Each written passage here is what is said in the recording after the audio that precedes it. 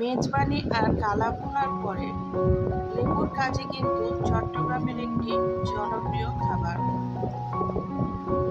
লেবুর কাজি কিন্তু শরীরকে প্রচণ্ড গরম থেকে ঠান্ডা রাখে। আর এই লেবুর কাজি বানানো কিন্তু একদম সহজ। চট্টগ্রামের মানুষেরা এই লেবুর কাজি প্রচুর খেয়ে থাকে।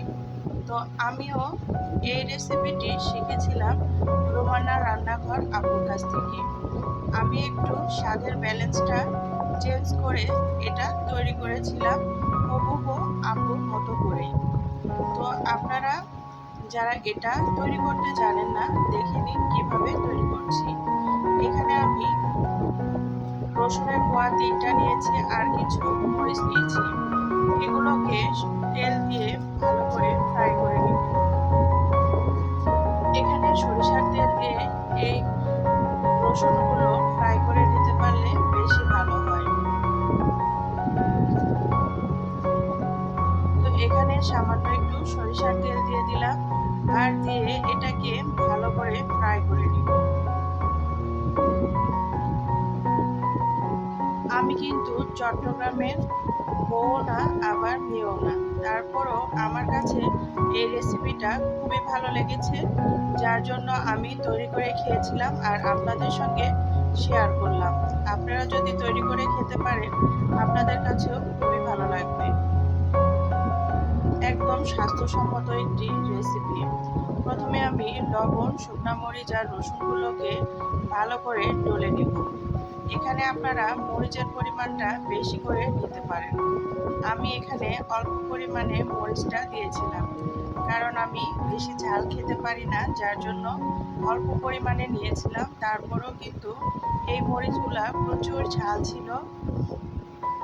তো এখানে এটা ভালো করে আমি ডলে নিলাম।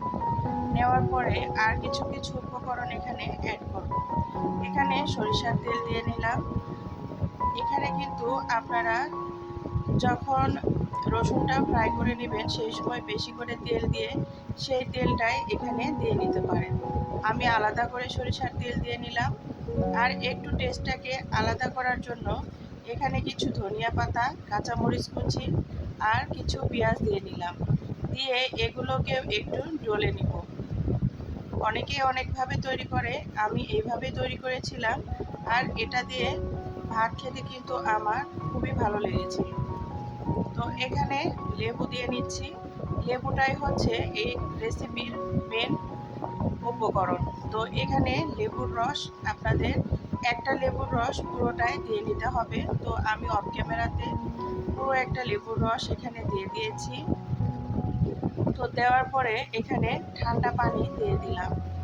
নর্মাল পানি দিলেও হয়, আমি এখানে নর্মাল ফ্রিজে রাখা ঠান্ডা পানিটা দিয়ে দিলাম। এতে করে যখন ভাত খাবো তখন কিন্তু খুব সুন্দর একটা ঠান্ডা ঠান্ডা ভাব থাকবে, খেতে অসাধারণ লাগবে। আর কিছু এখানে লেবু রেখেছিলাম স্লাইস করে, সেই লেবুগুলো দিয়ে দিলাম। দিয়ে এটা রেডি করে নিলাম। আর এর সঙ্গে খাওয়ার জন্য একটু আলু ভর্তা তৈরি করে নিচ্ছি। আগে থেকে সেদ্ধ করে রাখা আলু লবণের সঙ্গে মরিচটাকে চটকিয়ে নিলাম, সঙ্গে এখানে পেঁয়াজগুলোকে ডলে নিচ্ছি।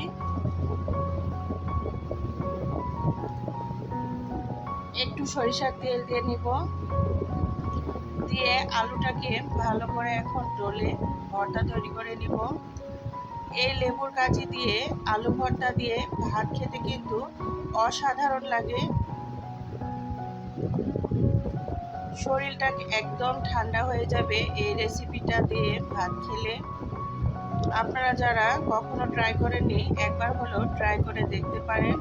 আশা করি আপনাদের মুখে লেগে থাকবে এই টেস্টটা।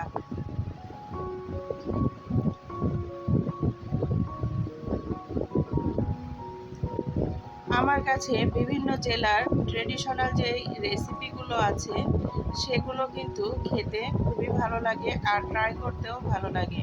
তো সেরকমই এই রেসিপিটাও আমার কাছে অনেক ভালো লেগেছিল আর আমিও ট্রাই করেছি। তো সেটাই শেয়ার করেছি।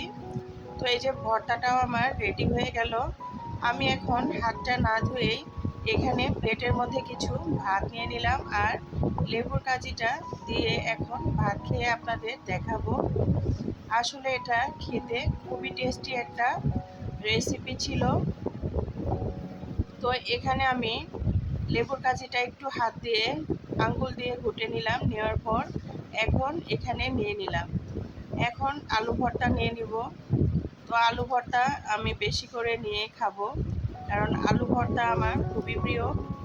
বগুড়ার মেয়ে বা জয়পুরহাটের মেয়ে যারা আছে, মেয়ে বউ যাই বলেন না কেন, তারা কিন্তু আলু ভর্তা খুবই পছন্দ করে।